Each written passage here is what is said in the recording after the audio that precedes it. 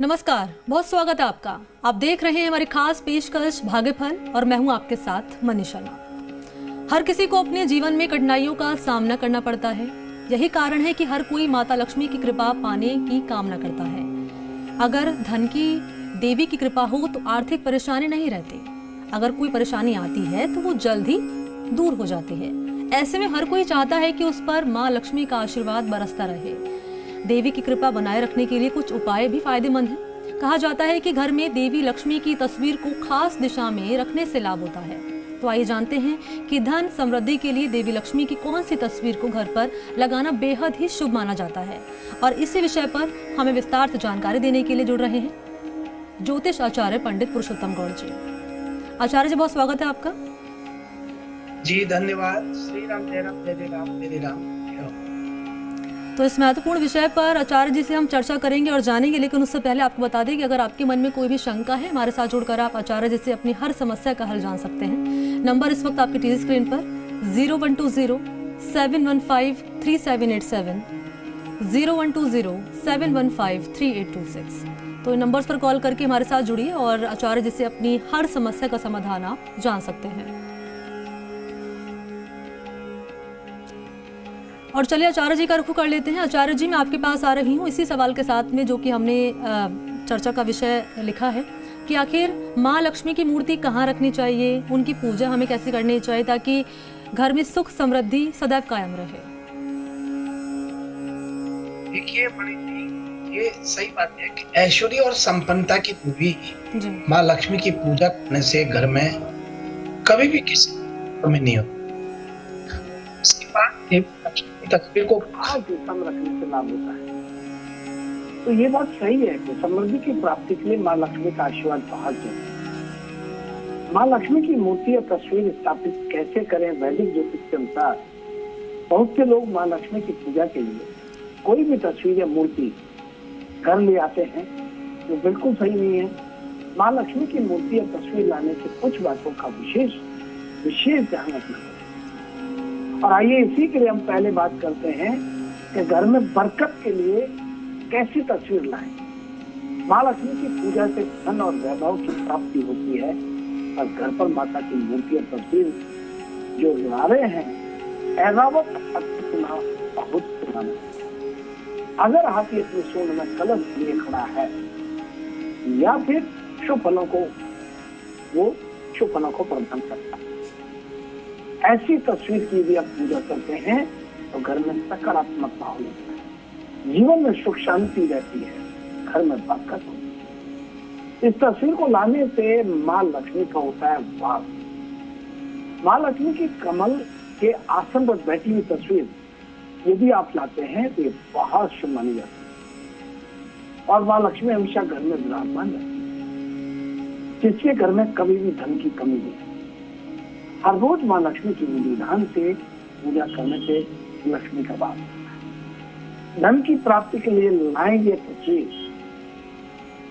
माँ लक्ष्मी की पूजा करते समय ये ध्यान रखें कि उनके पैर दिखाई देने चाहिए। पैर दिखाई बिल्कुल नहीं देने चाहिए। माता के पैर दिखना शुभ नहीं माना जाता। माता लक्ष्मी के हाथ खुले हुए हो, उससे धन वर्षा हो रही हो और ये शुभ होता है। इससे आपको हर क्षेत्र में कामयाबी मिलती है और धन संबंधित समस्याओं का सामना कभी नहीं करना पड़ता। समृद्धि प्राप्ति के लिए लाएंगे तस्वीर। आप माँ लक्ष्मी का पूजन अर्चन करते हैं क्योंकि लक्ष्मी नारायण भगवान शास्त्रों के अनुसार माँ लक्ष्मी ऐसे घरों में नहीं होता जहाँ नारायण की पूजा नहीं होती। इसे माता की तस्वीर या मूर्ति लाने से नारायण की तस्वीर जरूर लानी चाहिए, उनको भी आमंत्रित करना चाहिए। ऐसा करने से लक्ष्मी नारायण का आशीर्वाद प्राप्त और घर में लक्ष्मी का वास होता है। ये विशेष ध्यान रखने की बात है। और आपको जो छाया चित्र है, जो माँ लक्ष्मी का तस्वीर है, उसे भगवान विष्णु के साथ गरुड़ पर सवार माता के ऐसे स्वरूप की पूजा यदि आप करते हैं तो फिर आपको लक्ष्मी और धन से इस तरह से माँ लक्ष्मी की पूजा करनी चाहिए। लक्ष्मी माता की कभी भी उल्लू पर बैठी हुई तस्वीर या मूर्ति को घर में नहीं लाना चाहिए। क्योंकि उल्लू का मन सदैव चंचल होता है और वह कभी भी एक जगह नहीं रहता। ताकि दिवाली के दिन छोड़ करके माँ लक्ष्मी कभी भी गणेश जी के साथ पूजा नहीं करनी चाहिए। माता लक्ष्मी की हमेशा पूजा भगवान विष्णु के साथ करनी चाहिए। मंगल माना जाता है माँ लक्ष्मी का ये चित्र। माता लक्ष्मी चित्र में दोनों हाथों पर धन वर्षा कर रही है, उनके चेहरे पर मुस्कान हो, मंगलदायी चेहरा हो, ऐसा रूप की पूजा करने से उनकी प्राप्ति है। और माँ लक्ष्मी का आशीर्वाद से धन समृद्धि होती है। साथ ही ध्यान रखें कि माँ तस्वीर की मूर्ति खड़ी नहीं होनी चाहिए। ऐसी तस्वीर की पूजा कभी भी नहीं करनी चाहिए। ऐसा रूप माता लक्ष्मी का अस्थायी माना जाता है। और वहीं माँ लक्ष्मी को पूर्व उत्तर दिशा में बैठानी चाहिए। पूर्व उत्तर में आपका जब मुख हो तो पूर्व में हो, आपका मुख हो तो फिर उत्तर में हो।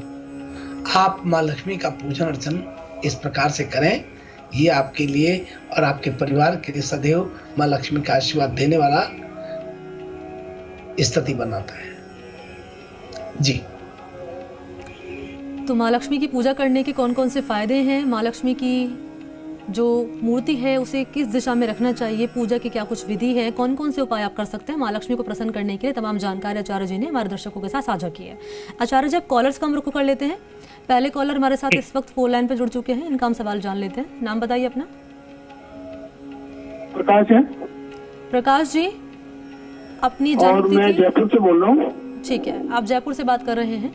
अपनी जन्म, मेरे बच्चे के लिए एक बात पूछनी थी। मेरे बच्चे का नाम है तन्मय। ठीक है, तन्मय जी की जन्म तिथि, समय और स्थान बताइए। तन्मय जी की जन्म तिथि है 2002। ठीक है, 2 जनवरी 2002। ठीक है, और जन्म स्थान है, जन्म है 4:02 शाम का। ठीक है, और जन्म स्थान है कोटा, राजस्थान। ठीक है, सवाल अपना आप कर सकते हैं। मैं गुरुजी से ये पूछना चाहता हूँ कि मेरे बच्चे का नाम से मकान का योग है क्या? इस मकान को मैं खाली करना चाहता हूँ जिसमें हूँ, या मैं फिर किराए में जाऊँ। तो गुरुजी मेरे को ये बताएं कि इसके लिए कोई उपाय हो तो वो भी बताएं। मकान का योग कब तक है बच्चे के नाम से? ठीक है, देखिए ओम प्रकाश जी, तन्मय 2 भाई होने चाहिए और ये वृषभ लग्न में जन्म लिया है। शुक्र की महादशा है, बृहस्पति का अंतर है और वहीं आपको बता दें कि केतु का प्रतंत्र है। ये जो शुक्र की बात हम कर रहे हैं, शुक्र की महादशा की बात कर रहे हैं, शुक्र इनका 8वें घर में बैठा हुआ है। वर्तमान में शुक्र की महादशा चल रही है। शुक्र लग्नेश और अष्टम भाव में स्थित है। शुक्र निर्मल हो रहा है, निर्बल बिल्कुल निर्बल हो रहा है। लग्नेश शुक्र के कुंडली को अधिक नकारात्मक बना रहा है। शुक्र अस्त पाप ग्रहों के मध्य बैठा हुआ है। केतु सूर्य की स्थिति बिगाड़ रही है। शुक्र त्रिकोण का स्वामी हो रहा है। अष्ट भाव के लिए बहुत ही शुभ फल देने की स्थिति बना चाहिए थी, वो थोड़ी कमजोर है। आपको शुक्रवार के दिन इस बच्चे के हाथ से किसी भी सुहागन बुजुर्ग महिला को श्रृंगार का सामान और कुछ बेस वगैरह दिलाइए, उनको भोजन कराइए, तो इनकी शुक्र की जो कमजोरी का कारण है वो स्थिति मजबूती में आएगी और वहीं इनको मकान का, सुख सुविधाओं का, भौतिक सुख सुविधाओं का सबका लाभ इनको प्राप्त होगा। इसलिए आप ये करने के लिए कहिए, निश्चित रूप से लाभ होगा। आपको बहुत मंगल शुभकामनाएं। तो प्रकाश जी ने अपने बेटे के लिए सवाल किया, तो उम्मीद करते हैं कि प्रकाश जी को अपनी सवाल का जवाब मिल गया होगा। अब अगले कॉलर का हम रुख कर लेते हैं आचार्य जी। दूसरे कॉलर हमारे साथ जुड़ चुके हैं फोन लाइन पे। नाम बताइए अपना। हेलो जी, मनोज कुमार। मनोज जी, सवाल आप अपने लिए कर रहे हैं? नहीं, अपनी बेटी के लिए, दिव्या वर्मा के लिए। ठीक है, दिव्या वर्मा, अपनी जन्मतिथि, अपने बेटे की जन्मतिथि, समय और स्थान बताइए और नाम बताइए। 7 जुलाई 2007। ठीक है, शाम को 9:30 बजे। ठीक है, और जन्म स्थान और नाम बताइए एक बार फिर से। दिव्या वर्मा, जन्म स्थान महेंद्रगढ़, हरियाणा। ठीक है, क्या आपका सवाल है? इसकी पढ़ाई और सरकारी नौकरी के बारे में जानना चाहता हूँ, कैसे रहेगी? ठीक, देखिए आपका बहुत स्वागत है। और दिव्या जो है 2 बहन भाई होते हैं। मकर लग्न में जन्म लिया है। केतु की महादशा है, राहु का अंतर है और बुध का प्रतंत्र है। केतु इनका अष्टमेश हो रहा है। और केतु ग्रह को जो हम देख रहे हैं, ये दुख भाव का स्वामी हो रहा है, अष्टम भाव के लिए अशुभ स्थिति बनाता है। ये केतु अति बली ग्रह बनता है, लेकिन नैसर्गिक पाप ग्रह होने के बावजूद भी इनके फायदे की स्थिति बनाता है। और राशि वाले की नौकरी के लिए निश्चित रूप से सरकारी नौकरी का संयोग बनेगा, मगर इस 25 से वो शनिवार के दिन काले कुत्ते को रोटी देने के लिए आप प्रेरणा दीजिए, और शनिवार के दिन शनि के मंदिर में जाकर के तेल चढ़ाएं। ऐसा करने से निश्चित रूप से इन्हें लाभ होता है। और शनिवार के दिन यदि बन सके तो काले तिल शिवलिंग पर डालकर जल अर्पण करने के लिए भी कहिए। ऐसा करने से निश्चित लाभ होगा। प्रकाश जी ने अपने दरअसल मनोज जी ने अपने बेटे के लिए सवाल किया, तो उम्मीद करते हैं कि मनोज जी को अपने सवाल का जवाब मिल गया होगा। अगले कॉलर इस वक्त हमारे साथ जुड़ चुके हैं फोन लाइन पे। नाम बताइए अपना। सुरेंद्र है, मैं सुजानगढ़ से बोल रहा हूँ। सुरेंद्र जी सुजानगढ़ से बात कर रहे हैं। जन्म तिथि और समय बताइए अपना। 8 जुलाई 1954, ठीक है, सुबह 6 बजे का समय। जन्म स्थान रतनगढ़ है। ठीक है, रतनगढ़ के आप रहने वाले हैं सुरेंद्र जी। सवाल अपना आप कर सकते हैं। रहने वाला तो सुजानगढ़ का ही हूँ मैं, रतनगढ़ जन्म स्थान है। आचार्य जी आपके चरणों में मेरा सत नमस्कार है। आयुष्मान श्री राम, जय राम जय राम, मेरे राम की जय हो। कल तो कॉल मिला लेकिन आवाज नहीं आई थी आपकी तरफ से। तो ये है कि आज बुधवार है और मैं गणेश जी के 9 दीपक जला के शाम को पूजा करना चाहता हूँ। तो ये कैसा रहेगा आज के दिन, इसके बारे में थोड़ा बताएं आप। ये है मणि जी, जी ये सुरेंद्र जी हैं, और सुरेंद्र जी जो है अपने प्रत्येक कार्यक्रम को देखते हैं जी। और पिछले 2 साल से प्रतिदिन आंधी में तूफान कुछ भी रहे, लेकिन ये कार्यक्रम को जरूर अटेंड करते हैं। और कार्यक्रम में जो टॉपिक हैं, राशियां हैं, इन सबको सुन करके अपने परिवार का, अपने कुटुंब का, अपने मिलने वालों का, अपना खुद का मंदिर की व्यवस्थित व्यवस्था करते हैं। आध्यात्मिक धार्मिक वातावरण को एकदम पवित्र बनाने के लिए और सही दिशा में चलाने के लिए पूर्ण प्रयत्न करते हुए संपूर्ण परिवार को सहयोग करते हैं। इनका बहुत स्वागत है। देखिए, आप सुरेंद्र जी वाकई में बहुत अच्छे हैं, धार्मिक प्रवृत्ति के व्यक्ति हैं। निश्चित रूप से जो भगवान के ऊपर निर्भर रहता है या उनको सब कुछ मानता है, उनके पीछे रह करके अपने कार्य करता है कि प्रभु जो करेंगे वो सब ठीक है, ऐसे व्यक्ति को सही दिशा मिलती है, सही गाइड मिलती है और आत्मसंबल भी भगवान देते हैं और सही दिशा में वो आगे बढ़ते रहते हैं। आपको हम यही कहेंगे, बहुत मंगल शुभकामना आपके लिए।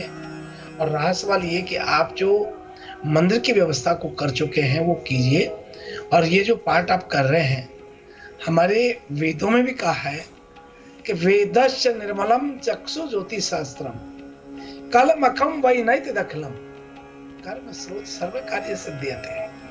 कि व्यक्ति जब अच्छी सोच के साथ अच्छे कार्यों को करता है तो फिर उसकी सफलता को कौन रोक सकता है।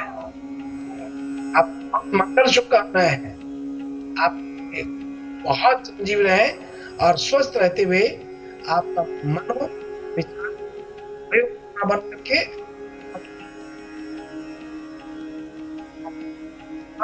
ही आपका मन और विचार काम करता है। आपको बहुत मंगल शुभकामनाएं। तो तमाम उपाय सुरेंद्र जी कर सकते हैं। फोन लाइन पे हमारे साथ जुड़े थे और उन्होंने जानकारी हासिल की। अब अगले कॉलर का हम रुख कर लेते हैं। हमारे साथ फोन लाइन पे जुड़ चुके हैं। नाम बताइए अपना। टीवी की वॉल्यूम बंद कीजिए और नाम बताइए।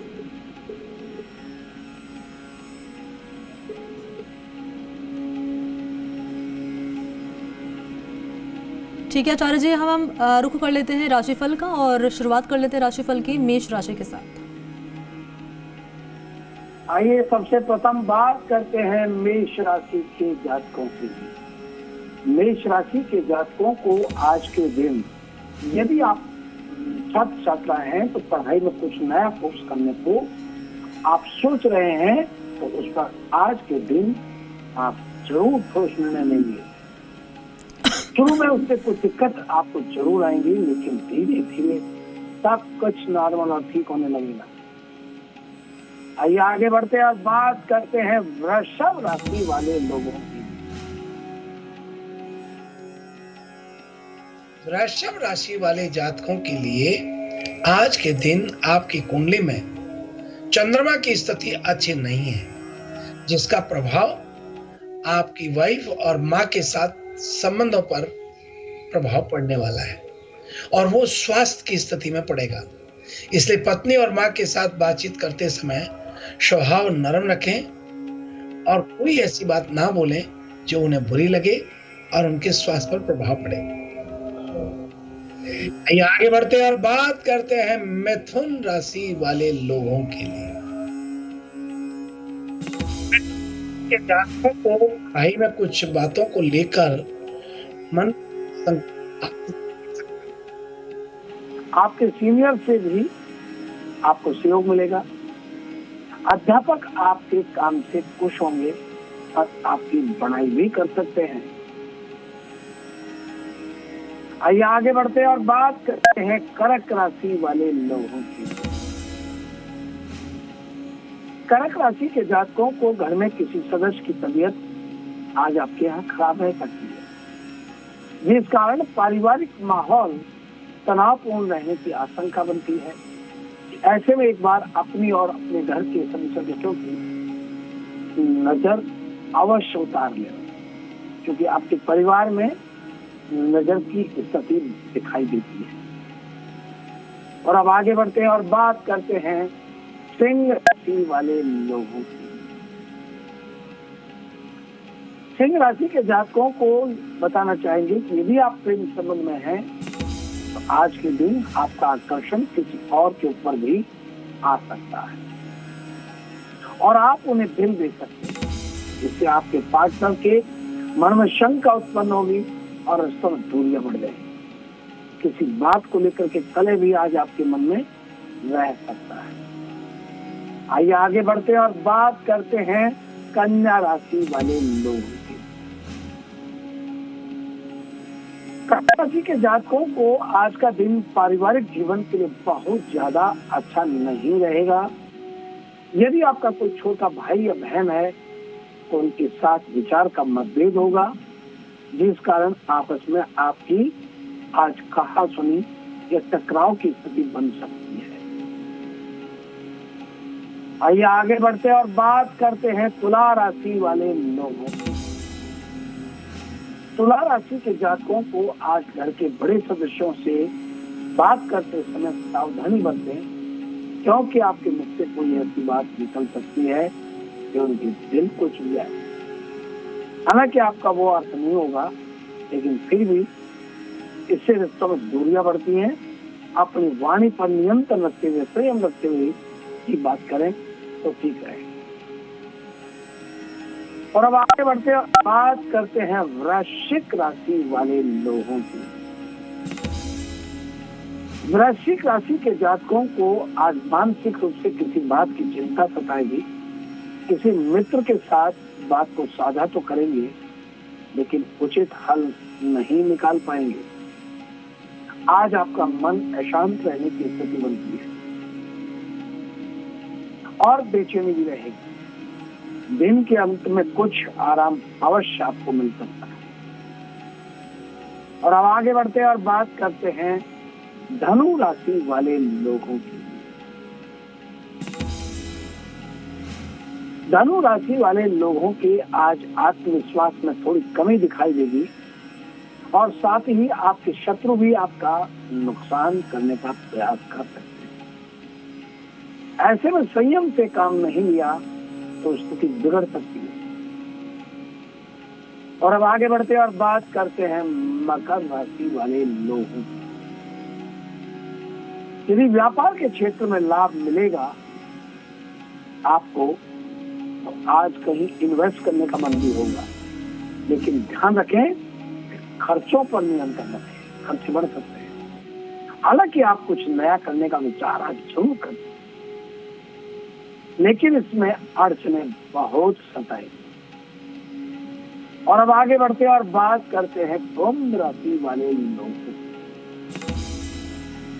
कुंभ राशि के जो विवाहित पुरुष अपनी संगनी के साथ कहीं रोमांटिक जगह जाने का प्लान आज आप कर सकते हैं। लेकिन अंतिम समय में कुछ बातें होने के कारण फिलहाल आपका कैंसिल हो सकता है। और अब आगे बढ़ते हैं और बात करते हैं मीन राशि वाले लोगों की। यदि आप डायबिटीज के रोगी हैं तो आपका अपना ध्यान उस पर नियंत्रण रखें और बाजार में खाने का बिल्कुल भी आप इच्छा चाहे ना करें, परहेज रखें। दिल के मध्य में कुछ समय के लिए गले से संबंधित समस्या आपको सता सकती है, लेकिन वो जल्द ठीक हो जाएगी। आज विशेष तौर पर आपको अपने स्वास्थ्य पर जरूर ध्यान देना चाहिए। खान पान पर तो विशेष ध्यान देने की बात कही है। और ये है आज का हमारा अपना राशिफल। तो ये रहा आज का राशिफल और जातकों का कैसा दिन रहने वाला है। तमाम जानकारी आचार्य जी ने साझा की और बताया राशियों के हिसाब से जातकों को कि कौन कौन से उपाय वो कर सकते हैं अपने आज के दिन को बेहतर बनाने के लिए।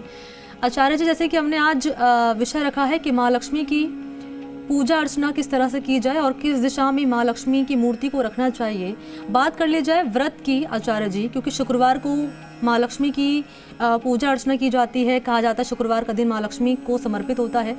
तो उन तमाम भक्तों के लिए जो कि माँ लक्ष्मी का व्रत रखते हैं, उनके लिए अगर आप कुछ कहना चाहें। देखिए मणि जी, आपने बहुत अच्छा प्रसंग रखा है। मैं समझता हूँ कि संपूर्ण दर्शकों के लिए बहुत ही कारगर साबित होगा जी, क्योंकि हर किसी को अपने जीवन में कठिनाई का सामना जो करना पड़ता है और वो यही कारण रहता है कि माँ लक्ष्मी की कृपा नहीं है तब कठिनाई होती है। ऐसे में माँ शुक्रवार के दिन वैभव लक्ष्मी के रूप में माँ को प्रसन्न करने के लिए जो लोग व्रत करते हैं, उन सभी दर्शकों के लिए बताना चाहेंगे कि माँ लक्ष्मी का आशीर्वाद प्राप्त करने के लिए विशेष तौर पर ऐश्वर्य और संपन्नता की देवी माँ लक्ष्मी को प्रसन्न करने के लिए कमल का फूल अर्पण करें, गुलाब की माला माँ लक्ष्मी को अर्पण करें और पीला भोजन करें और हल्दी की माला से आप ये मंत्र करें और ओम यक्षाय कुबेराय वै शरणाय धन धान्य आदि धन धान समृद्धि में दे धान्य स्वाहा। ओम प्रेम ह्रीम प्रेम कमले कमले कमलालय प्रसिद्ध प्रसिद्ध श्रीम ह्रीम श्रीम ओम महालक्ष्मी नमः। इस माला की आप जो है हल्दी की माला पीली माला होती है और इस माला से आप ये पीली माला है, ये हल्दी की माला है, इससे आप ये करें, निश्चित रूप से आपको लाभ होगा। हालांकि बगुला मक्खी के जो आपके होते हैं हल्दी की माला के होते हैं, लेकिन माँ लक्ष्मी की भी कृपा प्राप्ति के लिए हल्दी को हम सबसे श्रेष्ठ मानते हैं। और इसमें सावधानी बरतें कि आप आमसी भोजन ना करें और सात्विक रहें और ब्रह्मचर्य का पालन करें। कोशिश करें झूठ ना बोलें। कमल का फूल माँ को जरूर अर्पण करें। और घर में देसी घी का हलवा बना करके माँ को भी आप बनाते हैं, तस्वीर के सामने तो बहुत लाभ है। तो तमाम उपाय कर सकते हैं। बहुत शुक्रिया आपका आचार्य जी हमारे साथ शामिल होने के लिए और जानकारी साझा करने के लिए। जी शुभ प्रभात, शुभ आशीष। और इसी के साथ भाग्यफल में फिलहाल इतना ही। मुझे दीजिए इजाजत। नमस्कार।